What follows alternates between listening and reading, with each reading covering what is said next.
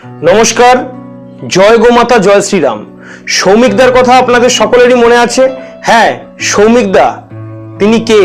তিনি হলেন ব্যারাকপুর জেলার ভারতীয় জনতা পার্টির যুব মোর্চার নেতা। কিন্তু শুধু এটাই কি তার পরিচয়?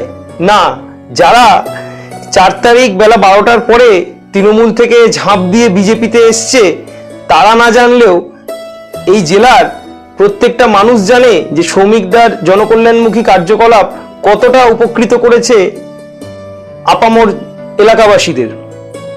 কিন্তু আমরা এখানেই তাকে থেমে থাকতে দেখলাম না। আমরা কি জানতে পারলাম যে আগামীকাল বৃহস্পতিবার 21শে মে বিকেল 5:30টায় দেবীতলা ফেরিঘাটে আবারও একটি গঙ্গা আরতি অনুষ্ঠিত হতে চলেছে তারই উদ্যোগে, এবং আমরা কুর্নিশ জানাই তার এই জনকল্যাণমুখী উদ্যোগকে। আচ্ছা, এটা আপনারা শুধু একটি ধার্মিক অনুষ্ঠান ভেবে দেখবেন না, কারণ আমাদের শাস্ত্রে বহু জায়গায় এর উল্লেখ আমরা পাই।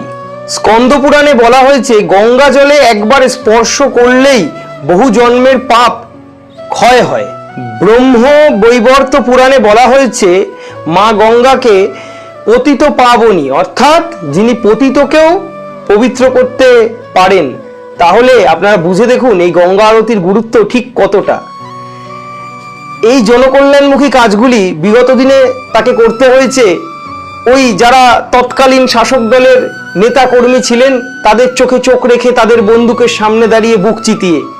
আজ হয়তো সেই বাধা থাকবে না, তবে আমি আশা রাখি তার জনকল্যাণমুখী কাজগুলো এখানেই শুধুমাত্র থেমে থাকবে না। আগামী দিনে আমরা আরো দেখব। আপনারা যথাস্থানে উপস্থিত থেকে এই অনুষ্ঠানকে সাফল্যমণ্ডিত করবেন। হর হর মহাদেব, হর হর গঙ্গে।